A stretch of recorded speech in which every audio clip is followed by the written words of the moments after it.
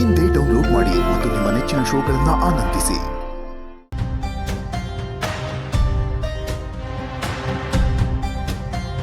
ಯಾಕೆ ಧರ್ಮಾಧಿಕಾರಿ ಅವರು ದೇವಸ್ಥಾನಕ್ಕೆ ಬರಲಿಲ್ಲ ಅಲ್ವಾ? ದೇವಸ್ಥಾನ ಇಡೀ ಹುಡುಕ್ದಾಗನು ಅವ್ರು ಎಲ್ಲೂ ಸಿಗ್ಲಿಲ್ಲ.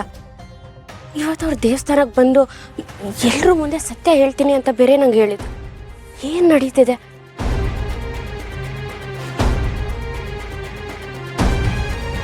ಏನು ಆಗ್ಲಿಂದ ನೋಡ್ತಾ ಇದ್ದೀನಿ, ಏನೋ ಕಿತ್ತು ಗುಡ್ಡೆ ಹಾಕೊಳ್ತಾರ ಮನ್ಸಲ್ಲಿ ಏನೋ ಸ್ಕೆಚ್ ಆಗ್ತಿದ್ಯಾ? ನನ್ನ ವಿರುದ್ಧ ಏನಾದ್ರೂ ಮಾಡಕ್ ಪ್ಲಾನ್ ಮಾಡ್ತಾ ಇದ್ಯಾ? ಉರಿಯೋ ಬಿಸಿಲಲ್ಲಿ ಸುಡೋ ಸೂರ್ಯನ್ ತರ ನಿನ್ನ ಮುಖದಲ್ಲಿ ಕಾಣಿಸ್ತಿರೋ ಕೋಪನ ಗಮನಿಸ್ತಾ ಇದ್ರೆ ನನ್ನ ವಿರುದ್ಧ ಏನೋ ದೊಡ್ಡದಾಗಿ ಸ್ಕೆಚ್ ಹಾಕಿದ್ಯಾ ಅಂತ ಕಾಣ್ತಾ ಇದೆ. ಹಾಗೇನಾದ್ರೂ ನೀನ್ ಅನ್ಕೊಂಡಿದ್ರೆ ಆ ಆಲೋಚನೆನ ಈಗ್ಲೇ ಮನ್ಸಿಂದ ಕಿತ್ತು ಬಿಸಾಕು. ಇಲ್ಲ ಅಂದ್ರೆ ಅದ್ರ ಆಫ್ಟರ್ ಎಫೆಕ್ಟ್ ಅಂತಾರಲ್ಲ, ಅದರ ದುಷ್ಪರಿಣಾಮ ಅದನ್ನ ನೀನೇ ಎದುರಿಸ್ಬೇಕಾಗತ್ತೆ. ಹೆದರ್ಸ್ತಿದ್ದೀರಾ? ಖಂಡಿತ ಅದೇ ಮಾಡ್ತಿರೋ. ಇವತ್ತು ಶುಭ ಶುಕ್ರವಾರ. ಆ ದೇವಿ ದುರ್ಗಾ ಮಾತೆಯಾಗಿ ಬಂದು ದುಷ್ಟರನ್ನ ಸಂಹಾರ ಮಾಡಿದ್ದಿನ.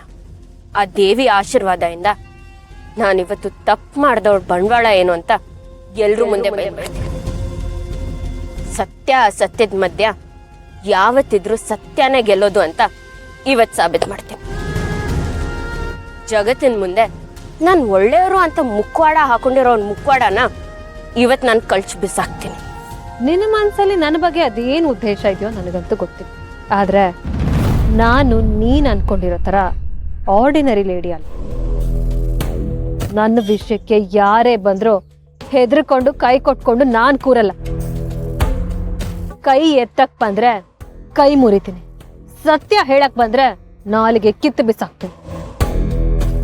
ನೀನ್ ಅದ್ ಯಾರ ಜೊತೆ ಬೇಕಾದ್ರೂ ಚಾಲೆಂಜ್ ಮಾಡು, ನನ್ನ ಜೊತೆ ಮಾಡಕ್ ಬರ್ಬೇಡ.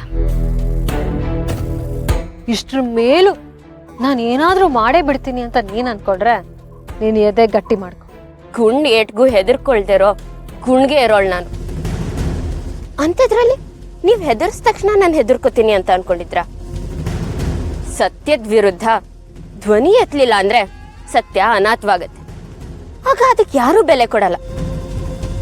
ಸತ್ಯ ಜೀವಂತವಾಗಿರ್ಬೇಕು ಅಂದ್ರೆ ಅದ್ ಎಲ್ರಿಗೂ ಗೊತ್ತಾಗ್ಲೇಬೇಕು. ಸೌಂದರ್ಯ ಅವ್ರ ಇನ್ನೊಂದು ಮುಖ ಎಲ್ರೂ ಮುಂದೆ ಅನಾವರಣ ಆಗತ್ತೆ. ಅದರಿಂದ ಆಗೋ ಪರಿಣಾಮನ ಎದುರಿಸಕ್ಕೆ ಮಾನಸಿಕವಾಗಿ ತಯಾರಾಗಿ.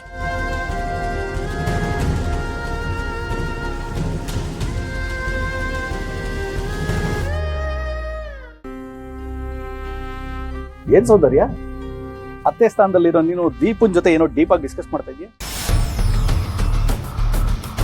ಏನಿಲ್ಲ, ನಾನು ದೀಪ ದೇವಸ್ಥಾನದಲ್ಲಿ ನಡೆದ ಪೂಜೆ ಬಗ್ಗೆ ಮಾತಾಡ್ತಾ ಇದ್ದೆ ಅಷ್ಟೇ.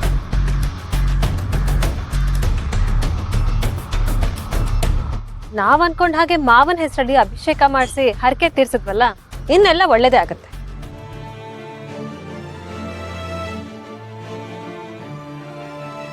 ಆದ್ರೂ ಪೂಜೆಗೆ ದೀಪನ್ ಮನೆಯವರು ಯಾರು ಬರ್ಲಿಲ್ವಲ್ಲ? ಫೋನ್ ಮಾಡಿ ಎಲ್ಲ ಅರೇಂಜ್ಮೆಂಟ್ಸ್ ಮಾಡ್ತೀನಿ ಅಂತ ಹೇಳ್ತವ್ರೆ ಕೈ ಕೊಟ್ಬಿಟ್ಟಿದ್ದಾರೆ. ಅದು ಪೊಲೀಸ್ ಅಪ್ಪನ್ಗೆ ಒಂದ್ ಸ್ವಲ್ಪ ಅರ್ಜೆಂಟ್ ಕೆಲಸ ಬಂದಿತ್ತಂತೆ. ಅವ್ರು ಸ್ಟೇಷನ್ಗೆ ಹೋದ್ರು, ಅದಕ್ಕೆ ಬರಕ್ಕಾಗ್ಲಿಲ್ಲ. ಅವ್ರ ಸ್ಟೇಷನ್ಗೆ ಹೋದ್ರು ಸರಿ, ಆದ್ರೆ ನಿಮ್ ಮನೇಲಿ ಉಳ್ದವ್ರಿಗೆ ಏನಾಗಿತ್ತು? ಅವ್ರಾದ್ರೂ ಬರ್ಬೋದಾಗಿತ್ತಲ್ಲ.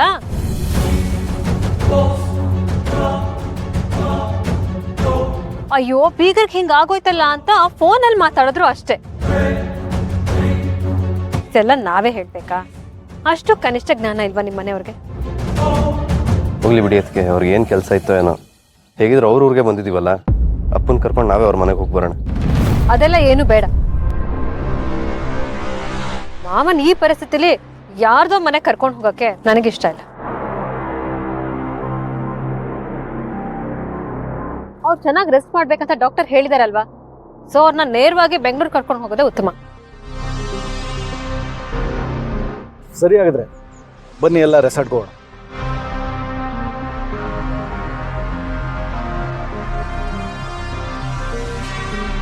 ಸಾರಿ, ನಿಮ್ಮ ಮನೆಯವ್ರ ಬಗ್ಗೆ ಅದಕ್ಕೆ ಹಾಕಿ ಮಾತಾಡಿದ್ರೆ ಬೇಜಾರು ಮಾಡ್ಕೋಬೇಡಿ.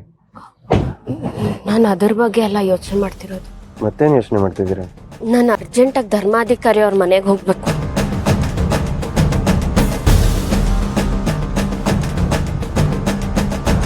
ಧರ್ಮಾಧಿಕಾರಿಗಳ ಮನೆಗೆ ಏನು ವಿಷಯ? ಎಲ್ರಿಗೂ ಒಂದು ಮುಖ್ಯವಾದ ವಿಷಯ ಗೊತ್ತು ಮಾಡಿಸ್ಬೇಕು. ಅದಕ್ಕೆ ನೀವೆಲ್ಲರೂ ನನ್ನ ಜೊತೆ ಬರಬೇಕು.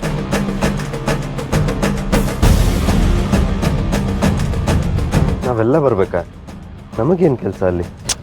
ಬೇಡದೇ ಇರೋರ್ ಮನೆಗೆಲ್ಲ ನಾವ್ಯಾಕೆ ಹೋಗ್ಬೇಕು ಚಿರು? ಹೋಗ್ಲೇಬೇಕು. ಸತ್ಯ ಗೊತ್ತಾಗ್ಬೇಕು ಅಂದ್ರೆ ಸತ್ಯ ಗೊತ್ತಿರೋರ ಹತ್ರನೇ ಹೋಗ್ಬೇಕು.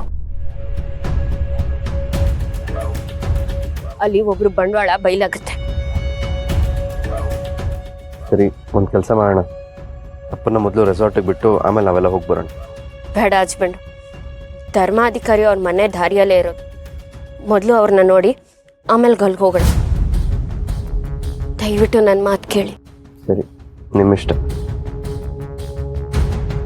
ಅದಕ್ಕೆ ಧರ್ಮಾಧಿಕಾರಿಗಳ ಮನೆ ಒಂದು ವೇ ಇರೋದು. ಒಂದು 5 ನಿಮಿಷ ಹೋಗ್ಬಿಟ್ಟು ಹೋಗೋಣ. ಕೂತ್ಕೊಳ್ಳಿ.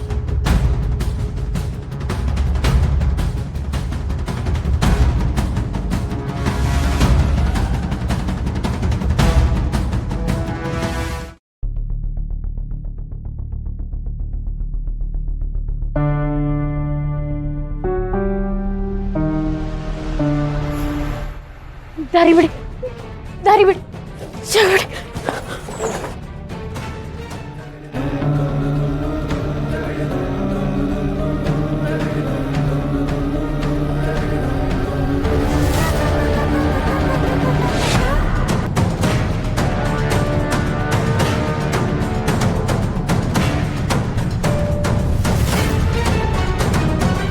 ದೀಪಾ, ಏನೋ ಮುಖ್ಯವಾದ ವಿಚಾರ ಹೇಳಬೇಕು ಅಂತ ಅಷ್ಟು ದೂರದಿಂದ ಇಲ್ಲಿ ಕರ್ಕೊಂಡ್ ಬಂದ್ಯಲ್ಲ, ಇಲ್ಲಿ ನೋಡಿದ್ರೆ ಈ ತರ ಆಗೋಗಿದೆ ಅಂತ ಏನ್ ಹೇಳೋದಿತ್ತು ಅಂತ ಇಲ್ಲಿ ಕರ್ಕೊಂಡ್ ಬಂದೆ?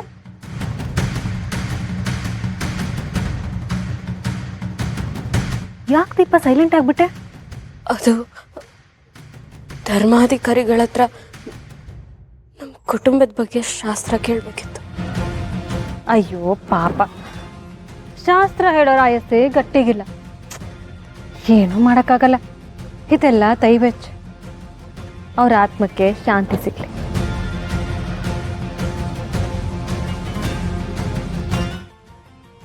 ಹೊರಡೋಣ ಚಿರು.